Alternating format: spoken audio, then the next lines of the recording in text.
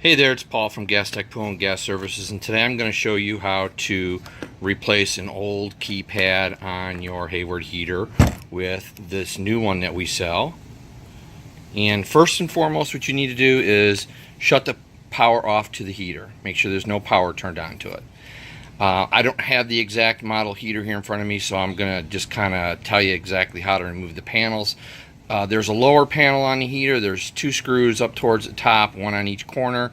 Unscrew those. That front bottom lower section panel comes off, and then the panel that this one is attached to also has two screws on it that are up in the top. Undo those. That front panel will come off, and then you'll see cables, the igniter cable, another cable here, another cable there, and your temperature sensor here will be connected to it. Just go ahead and disconnect all of those, and then what you can do is once that's been disconnected, flip it over, and you'll have a screw in each one of these spots that you'll need to undo, and then this panel will be free and you can do what you need to do. Then you'll have a screw here and a screw here that you will need to remove to get access to that card. So we'll go ahead and we'll remove those screws just like that. This will come off like that. Here's your ribbon cable that attaches to your keypad. That's what we're going to disconnect. So let's go ahead and pull that off right now. And then there's a screw up here in the corner here, and one on the other corner, as you can see. I'm doing this single-handedly while holding the camera, so a little awkward. So you go ahead and pull that off. Don't lose those screws. Set those aside. Then what you can do is you'll want to flip this over, and then depending on how bad your keypad is, you might be able to use your nail, or you might have to get a putty knife in there to get this off. And let's see if I can. So to get it off, I'm gonna either use a putty knife or use your nail like I was showing you, or you can actually use I'm gonna use a little screwdriver here. I'm just gonna, you'll see it's gonna peel off in pieces probably because it's so old. You'll see how it comes off. Just dig up underneath there, grab a hold of it. Again, I'm doing this one-handed, so I apologize. And as you see, it comes off pretty easy. And just go ahead and peel it off completely. It is sticky.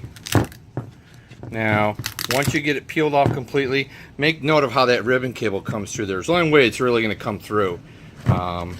So just pull it on out.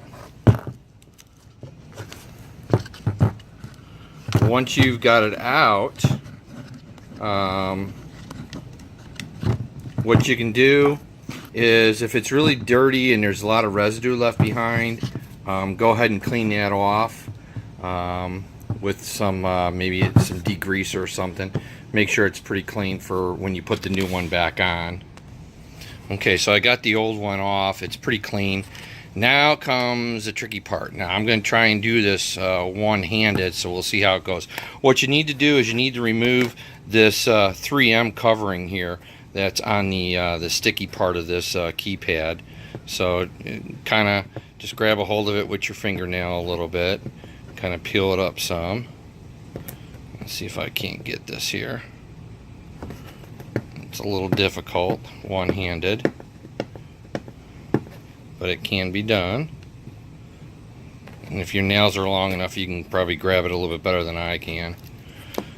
So you go ahead and pull that off. Now be careful, one thing, don't press on any of those keys on the front of this until you actually have it in place, because you could actually destroy the little domes that are on there. So be careful when you're doing that. Now what you want to do is get this other outer section of it off, because you got to get all of that 3M stuff off so that the whole thing is sticky to stick back on. Okay, so I'm going to peel this off here. And it is quite sticky, which is good, because it's got to stick back on there good and make a good seal. So you got that off. So now what you want to do is you want to feed this ribbon cable back through this slot right here. So basically just like this. And it'll slide through there. Again, you'll be doing it two hands, so you'll be able to get it done a lot easier than what I'm doing here.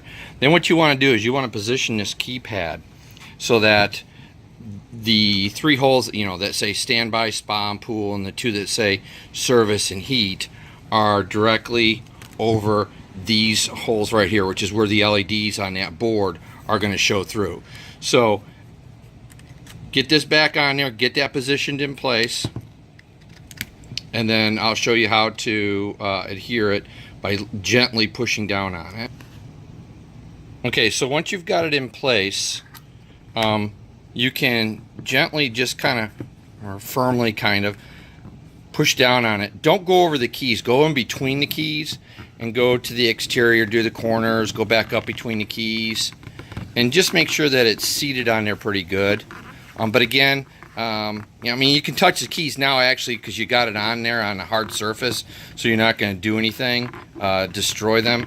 But just kind of push your finger up and around so that you're making all contact with this. And as you notice, you know, I got the holes pretty well lined up. You can see the light through them from where the board is going to show back through.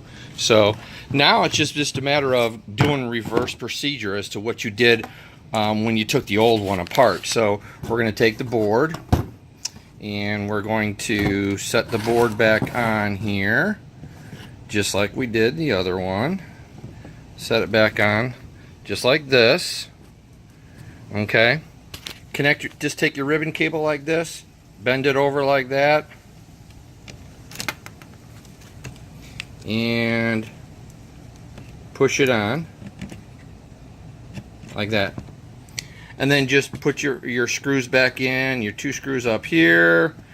Make sure that you kind of push this down and it might snap in. See here, did you hear that snap? You want to make sure that that's in place so it's not flopping around on you. Put your screws back in here like that. I'm not going to put them in all the way. Put this back on. Make sure that that ribbon cable is on the inside. Screw that screw back on. Screw that screw back on. And then you're just going to go back through your procedure that you did in taking it all apart. You're going to mount this back onto that metal panel.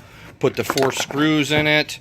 Right here, here, here, and up here. You're going to attach it back to that metal panel.